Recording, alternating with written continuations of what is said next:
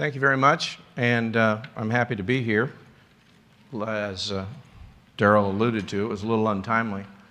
I wasn't really sleeping, but what I was doing was working on my second talk. You know, they wanted it on the 20th of December, and academics don't work on schedules like that.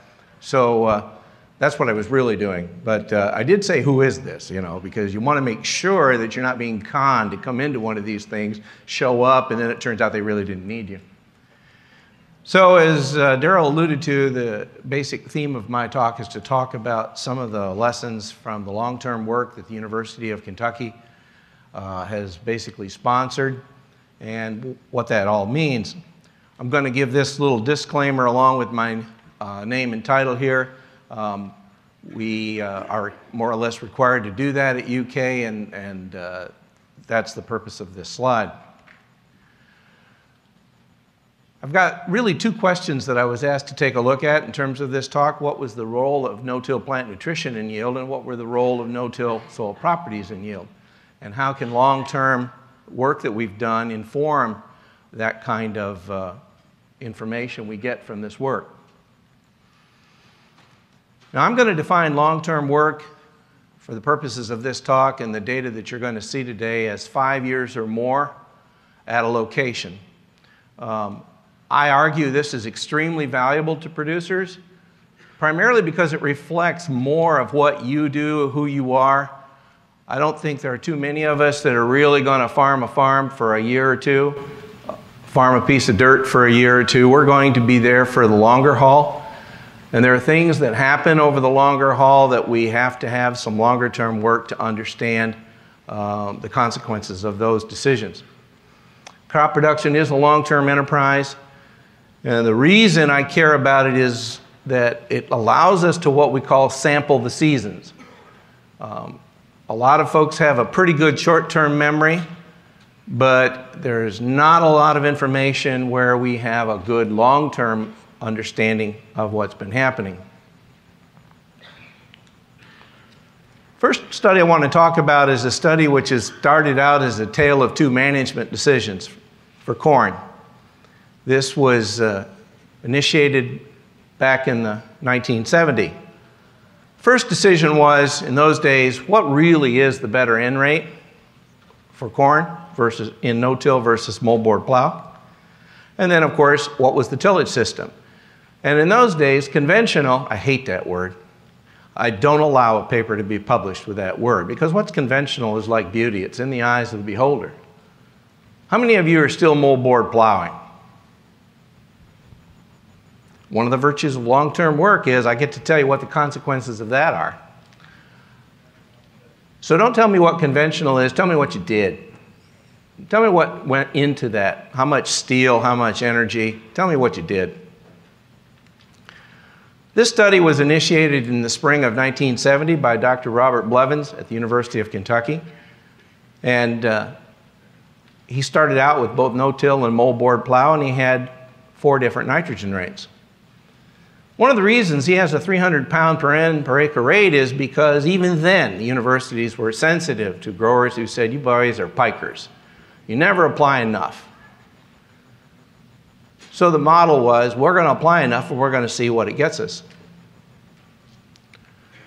This was an old pasture, horse pasture. There's a lot of those in the Lexington area today. Interestingly enough, in the last surge in prices that we had a few years back, there's been a lot of those that went into row crop production. And a number of them are coming right back out again and going back into pasture. This has been continuous corn with a winter cereal cover crop. Now, by winter cereal, I mean it varies a little bit. I'm using wheat right now, but in the past it was cereal rye or occasionally triticale. But it's always been a winter cereal cover crop for 48 years, including the last season. We've got a temperate climate there at Lexington. We get 45 inches annual rainfall, but only 40% of that falls during the corn production season, May through September. We've got a 13C, which is about 55 degrees Fahrenheit mean annual temperature, and the growing season is moderately long. It's about 175 growing days. The soil here is a moray silt loam. It's moderately deep. It's not as deep as what you're going to find in some of the big I states, particularly on the tall grass prairie soils, but it's a good soil. It's well drained. Silt loam at the surface, but fairly heavy clay down around 20, 24 inches. It does not have an impeding pan layer. The way this trial is executed, we do the tillage and the burn down herbicide treatments in middle part of April, typically side by side. That way we have cover crop killed by tillage and cover crop killed by herbicide same day. Now, notice, this isn't one of your conventional tillage deals where you don't have a cover crop. So the cover crop grows and it's there the same length of time in both these systems. That is not unlike the way my father and grandfather farmed. They often did use a cover crop, but then they used it as green manure and killed it by plowing it under in the spring. Typically, we plant the crop sometime in late April, but occasionally we end up in early May if we have heavy rains at that time of the year. Nitrogen is typically applied within 1 week of planting, but not pre-plant. Harvest is typically late September to early October. Lately, we've been using more 111, 112-day corn varieties. The winter cereal cover crop is drilled late October to early November, not immediately after harvest because, frankly, I've got other plots to cover, other parts of the state to cover, and I get back to cover cropping when I get back. This typical date, by the way, is a bit ornery for some of these species that are being added to these mixtures. You can spend a lot of money on adding things to your mix that, because of your planting date, you might oughtn't have just left out and just went with something that's going to give you a good cover and get you at least part way down the road you want to go. So the first thing I'm going to talk about is what we call the agronomic results, which for most of you is basically going to be yield. Now I'm going to give you a little bit of statistics. Now I know it's called statistics by graduate students and those who just don't like the math, but it is extremely informative when you're looking at 48 years of information. If we look at the overall variability in yield, season is by far the biggest driver of the variation we observe.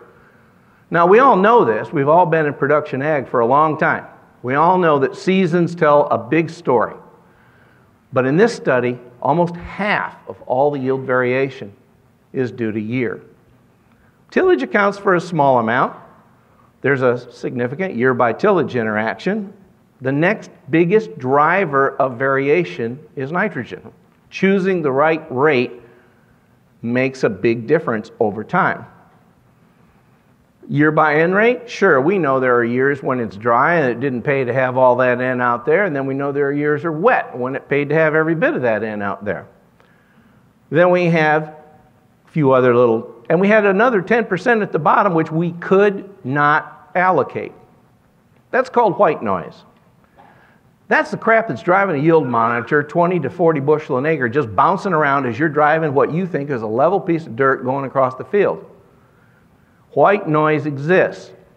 And the idea that you're going to cut out the last 10% of that variability and allocate it to a product that costs $5 to $6 an acre, think about that question. You really think you're going to find it with a 3% return thing? You better have a lot of acres. I've got another talk tomorrow. We're going to talk about some of that stuff. Talk about some of the things that tend to work and some of the things that don't tend to work and some of the options you have, particularly on the nutrition side.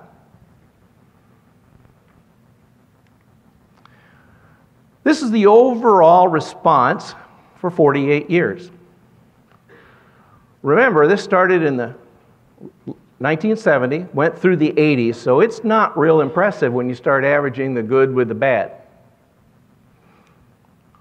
It's not very impressive when you look at the responses. They're different. No-till tends to out-yield the plowed system at all nitrogen rates, but overall, it looks pretty similar.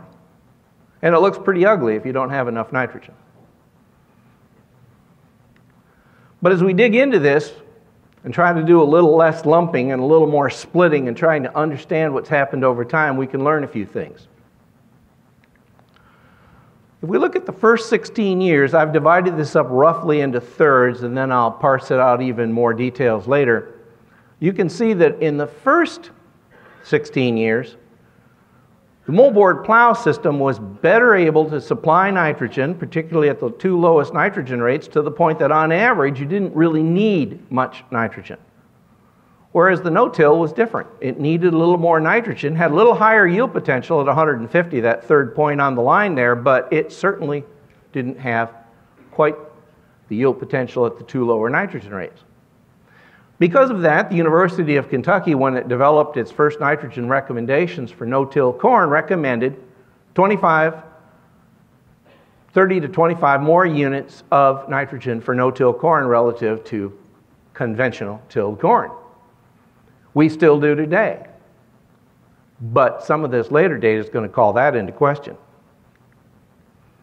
This is what it looked like in the second 16 years. No-till is clearly superior to moldboard plow at all nitrogen rates. We had another study initiated where we added disc tillage and chisel tillage as primary tillage systems. And generally, they tend to fall in between in terms of this response function and overall yield potential, with disc tillage being a lot closer to the moldboard plow and chisel plowing being a tad above that. But in general, the response got changed.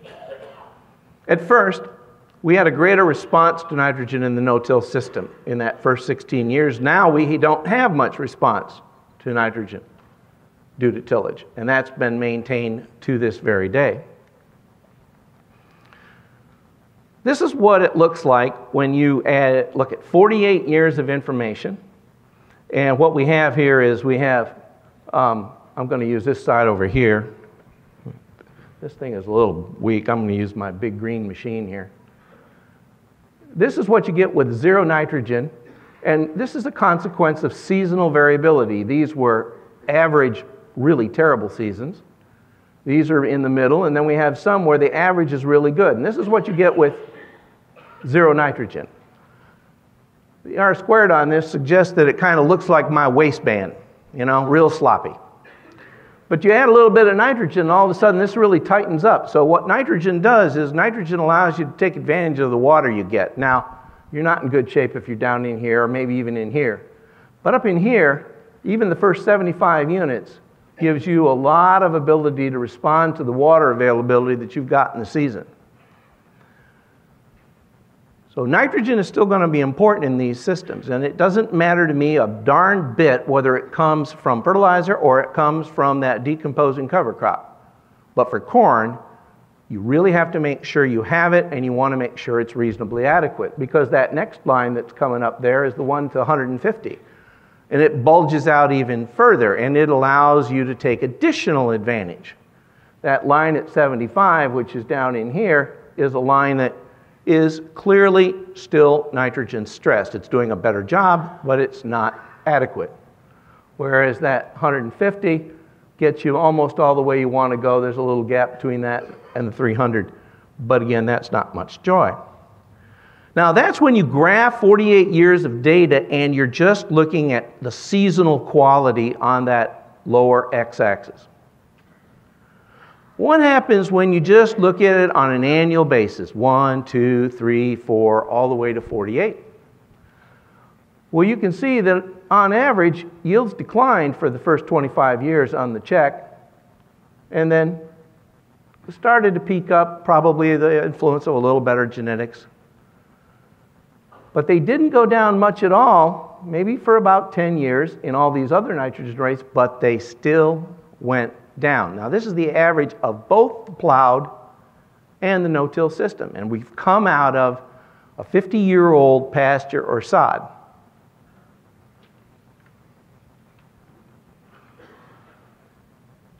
What's been happening in part is that the nitrogen responsiveness of the entire system, regardless of tillage system, has been changing with time.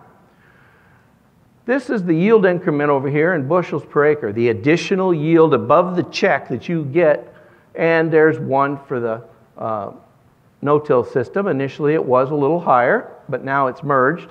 And then this is the one for the plowed system. A lot of noise in the data, but the bottom line is, in general, as we keep coming out of that sod, the responsiveness to nitrogen has been rising. The only way to reverse that is to go back into sod, go back into a system where you're returning part of that animal manure back into the system, or bringing it in terms of things like poultry litter. So I'm going to summarize this in terms of what the previous speaker said he didn't give much of a care about, which was the soil organic, in this case carbon. What we have on this axis is the tons of organic carbon, and this is what's in that sod. It still is there to this day. The lovely thing about this experiment is it's still surrounded by the original bluegrass sod. So we went in there a few years back and sampled it down to a depth of 3 feet, along with every single plot in the study down to a depth of 3 feet. It shows that in the long-term no-till without nitrogen and the long-term plowed, we're at the same point. No-till doesn't preserve, even with the cover crop, it does not help you as long as you keep growing a crop that extracts nitrogen out of the system. Because without the nitrogen, you can't preserve the organic carbon in the soil. You don't build organic matter with just carbon. You need nitrogen, you need phosphorus, and you need sulfur. The entire country of Argentina has discovered that. You grow soybeans for a dozen years and it looks fine until, all of a sudden they hit the wall with phosphorus. Then they switched over to no-till and started discovering they had nitrogen problems on corn and wheat when they did grow them, which was rarely. And now they've got a sulfur problem because as they've gone back to a no-till system, carbon's trying to build itself back up, but the microbes are the first hog at the trough. They're going to pull that nitrogen, phosphorus, and sulfur to make organic matter. First, they make their own bug bodies out of it. And the next thing that happens is your crop, if you don't have adequate nutrition, is going to take a hit. So without nitrogen, this is where we end up. At 50, we've got a little difference between no-till and moldboard plow, and it's quite a significant difference in terms of productivity and yield. If we add the extra fertilizer, we don't get a lot of nitrogen, we don't get a lot of yield. We do get some additional nitrogen removal in the grain. We've got some data for that. But what we do get, particularly in the no-till system, is we get a major buildup of organic matter. That does add considerable resilience to the system. And because of that, we get some greater no-till yield efficiencies relative to internal nitrogen availability. This is grain yield over here. This is ear leaf nitrogen. This is the line for the plowed system. This is the line for the no-till system. So at similar levels of ear leaf nitrogen, I've got more yield potential. Primarily from water, but primarily also because I've got better soil structure. I've got a better overall soil house for that crop to grow in. That means I get more bang for my nitrogen buck in that environment. We've had some other studies where we've looked at this issue of nutrient stratification. How many people in here who have done no-till for at least a few years are significantly concerned about nutrient stratification in these no-till soils? Well, I am pleasantly surprised that it is as few as it is. That means the preachiness level of this next part's going to go down a tad. If I revisit that earlier study and that carbon data, this is what it looks like with depth. We've got very little difference between the tillage systems. This is no-till at 300 and moldboard plow at 300 at these deeper depths. But we've got a significant differences here in these upper depths. This is the sod line, that line right through there, but the closed squares are the no-till and the open squares are the moldboard. Now, moldboard gives us a bulge here, as you might expect, because we're doing tillage, whereas the no-till gives us a bulge up here. Now, there's a great academic debate about whether the bulge at the top is big enough to compensate for the bulge at the bottom. On these plots, it is. The better story, and it fits in with what you heard earlier, is this. The bulge at the top means a hell of a lot more to crop productivity than the bulge down there. Okay? This is where the biology is. This is where the nutrient cycling is taking place. This is where the action is. This is where it's stratified. This is a paper that's newly emerged that shows what happens when you reinsert sod after 4 years of row crops. And we're looking at first year, this is the year 0 where the sod was established in the fall after the row crop was finished. And this is what they had: 37, 27, and 11 in salt test P and part per million over those 3 depth increments. First year of growth, biomass was pretty good on that grass sod. They grazed it twice, by the way. But not much change here. But by year 2, by year 3, it was nutrient cycling back up. Now, in their system, they're not using cover crops in the row crops. So what this is doing is it's doing partly here what the cover crops would have been helping them with on an annual basis.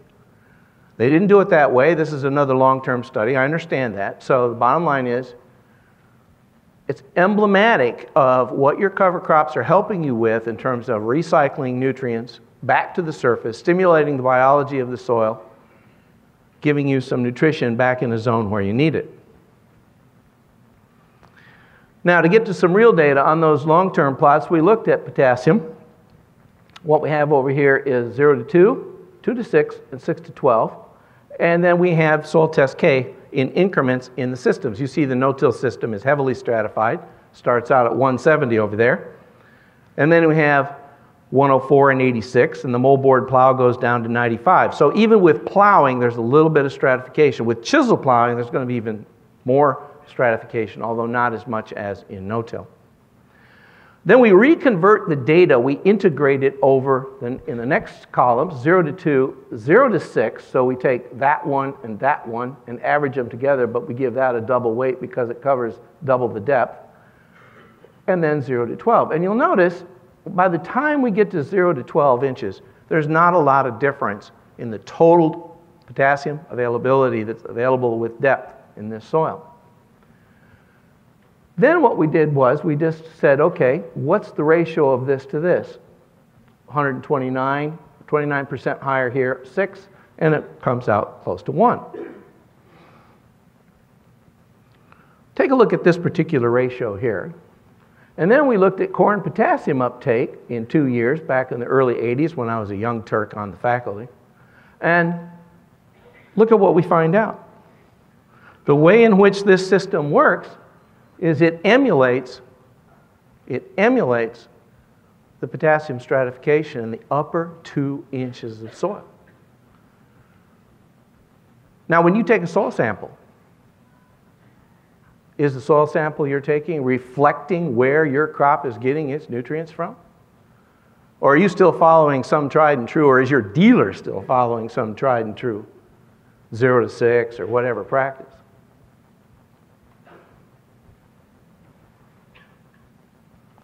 Here's another study site, long-term study site, where we looked at phosphorus. Soils in Lexington are terrible for looking at phosphorus. They were formed in a parent material that tests 200 part per million P to a depth of 6 feet. Okay? So you don't study phosphorus at Lexington. You go to where I'm based now, which is Princeton.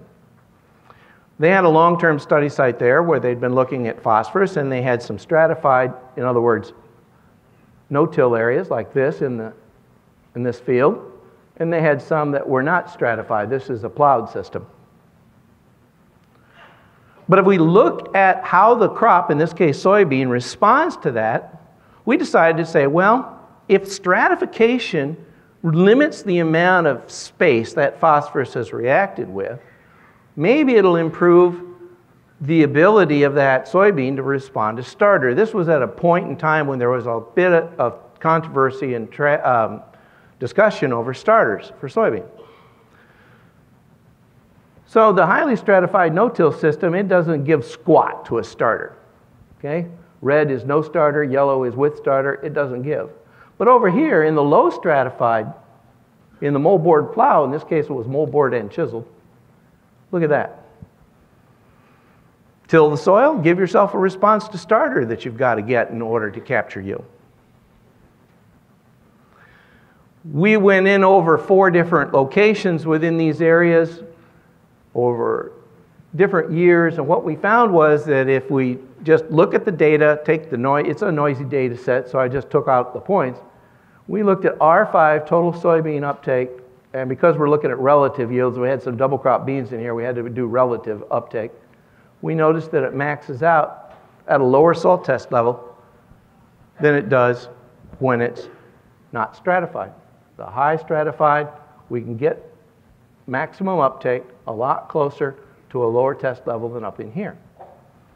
Some of my colleagues in other states have reported that no-till seems to give pretty darn good crop nutrition at some lower, modestly lower salt test levels. It kind of depends on how you took the sample. If it's still take at 0 to 6 or 0 to 8, that's the way it's going to look. That's these integrated salt test levels here on this lower axis. That may not be the way it really looks if they looked at their data from shallower sample sets, but it is an overall assessment. If we looked at corn in these areas long term, corn likes phosphorus. You got a real good response here. This is averaged over 6 or 7 site years of information. Bottom line, corn doesn't really care. It can be stratified, it can be not stratified, didn't really care. Getting back to the properties of these different soils and how those might be driving yield. Over time, we've observed that our no-till yields have generally gotten greater relative to either moldboard plow or disking in particular, and occasionally to chisel plowing. Generally, these responses occur without regard to the nitrogen response. In other words, you're not going to make a moldboard plow or a tilled soil yield better by just pumping more nitrogen to it. It's the other soil properties that we have measured that dominate. This is the third 16-year set of data. It clearly shows what's been happening lately. Yields have moved up quite nicely relative to the first 32 years. And generally speaking, no-till is doing better, and the nitrogen response is generally about the same. If we look at the yearly corn yield due to tillage by the year of the study, and we look at it across all the nitrogen rates, what we tend to see here is that early on, moldboard plowing was superior across all nitrogen rates to no-till, and that crossover point went on for about 10 years. Benefit of that long-term sod. But after that, no-till's come roaring out of the gate. It's generally been superior since that time. So, why is that? Another way to plot the data, as I said before, was to put it by season. The gap in these lines represents the yield benefit to no-till over moldboard plowing, again, averaged across all nitrogen rates. Yes, when the years get better, that gap is significantly reduced. There is a significant difference here in the intercept. But down in here, in the heart of where we farm, no-till is a lot better on average.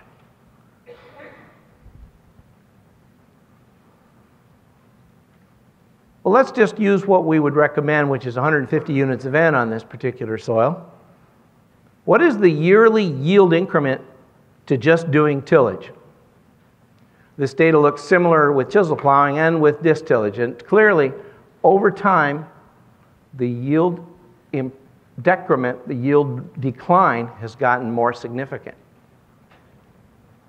So to some of my colleagues, including some right there in Caldwell County where the Princeton Research Station is, I say, just keep beating the hell out of the soil and don't worry, somebody else is going to own that dirt. And that might occur in the next cycle we're seeing right now.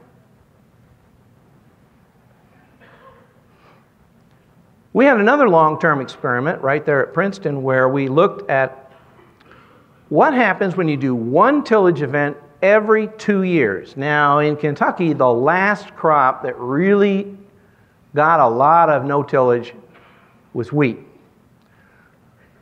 No-tilled corn, no-tilled double crop beans, but we were tilling for that wheat crop. People said their drills wouldn't work, blah, blah, blah. Okay. But the bottom line was they were tilling. Now, it turns out there is, if we looked at tilled versus no-till, in that years, we only had 4 out of 10 where tilled wheat did better. We had 5 out of 10 where they were equal, and we had 1 out of 10 where tillage was inferior to no tillage. This is chisel plow tillage, by the way. Double crop beans generally were about equal, because remember, they're being no-tilled after the wheat. So the surface has been returned. Some of the properties have been returned by just growing that wheat crop out. And then 1 year where it tilled was less than no-till. Corn, however, does not like occasional tillage on our soils. So in that system, that 1 year out of 2 years, corn never liked it. Occasionally, half the time it was about equal, and half the time the no-till was clearly superior to the tilled ground. This is what that looks like. So over here we have the wheat response, and occasionally, particularly at lower yield levels, when we had pressure on that wheat crop, it did like the tilled environment a bit better than it liked the no-till environment. And some of those are things that we're still trying to evaluate and figure out whether we can compensate for some of that. Additional seed in the ground, change the seeding depth in no-till, something like that. Some of these freezes have a different impact on no-till wheat than they do on tilled wheat. One of the things that happens, by the way, no-till wheat goes into the winter in a warmer soil, whereas tilled wheat goes into the ground in a soil that's already started to cool down. And we wonder if, in fact, the way our wheat varieties are adapted, they're adapted to that fact they start vernalization better relative to no-till wheat, which is still in warmer ground from that corn residue, in our case, that's there. But corn, generally speaking, is clearly, no-till is clearly better than tilled in most all of these years. So we see different soil responses in different tillage systems. If we use tillage as our example, and I've used other examples in other talks like fertility management, acidity, and things like that, tillage tends to destroy organic matter and degrade structure. We all know this. The way it does that is primarily by breaking up the large pores in the soil, the pores that give us greater air movement, water movement. Because of that, infiltration rates go down. Erosion tends to increase, and in some of our heavily silty soils, we get increased slaking and crusting at the surface. With no tillage, we typically see either an increased or a stabilized level of organic matter. Like the first speaker, I do like to see a cover crop in no-till systems whenever possible, but I'm not wedded. I'm not wedded to 2 ways, 3 ways. I'm just wedded to have something green covering the soil. No-till with crop residues will not prevent erosion in the spring with the heavy rains that we see in our part of the world. It preserves macropores. It tends to increase infiltration, decrease erosion, and definitely because you typically drain a bit better, a bit faster, it does improve trafficability. By the way, I'm not advocating that you try to beat your neighbor into the field with a planter. We know that tillage can change some of our biology and chemistry. We've got here 2 rates of nitrogen, but look at overall our microbial biomass. This was a different test than the PLFA, but it's a similar type of test, chloroform fumigation. We've got a lot more microbial biomass here in nanomoles relative to the moldboard plow. The Illinois soil nitrogen test, which in my trade we call the isn't, and because it often isn't working test. But again, it shows significantly more nitrogen available to that test kit than it is down here. The dissolved organic carbon, as was alluded to by the previous speaker, is about double or triple.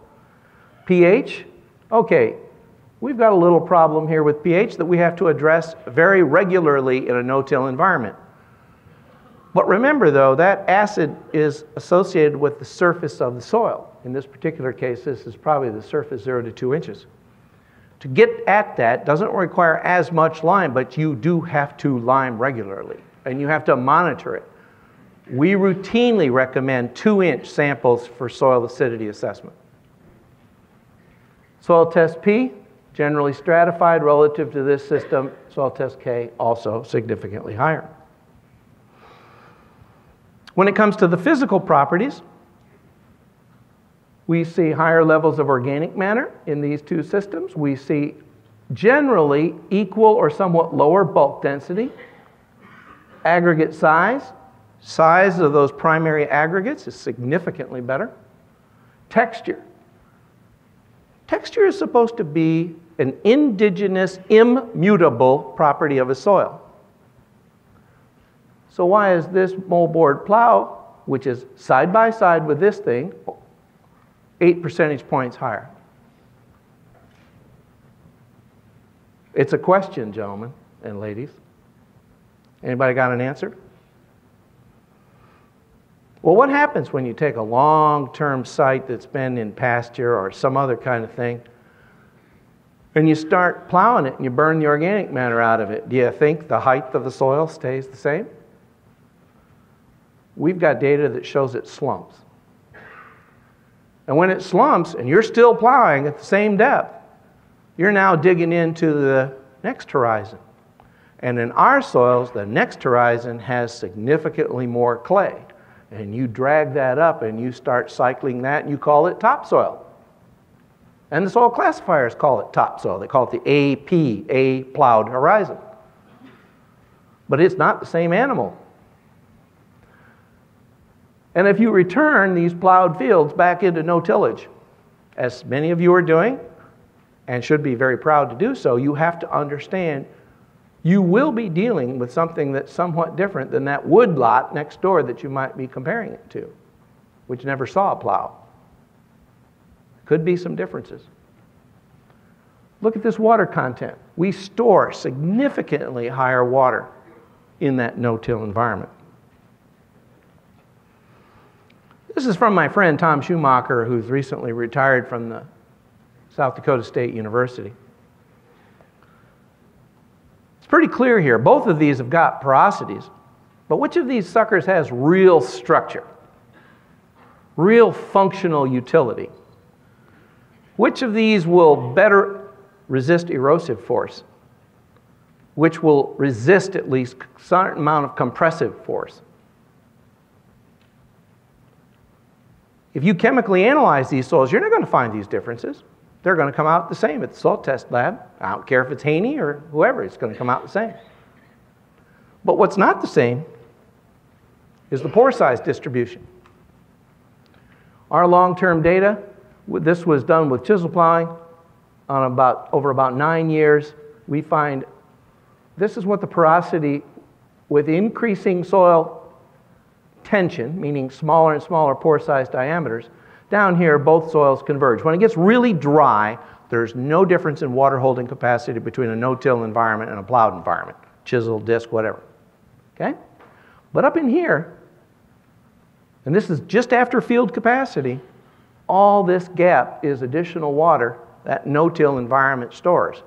By the way, that no-till environment is going to store that regardless of cover crop and regardless of the other part of the soil health triangle, which is adding some kind of an organic manure or something like that.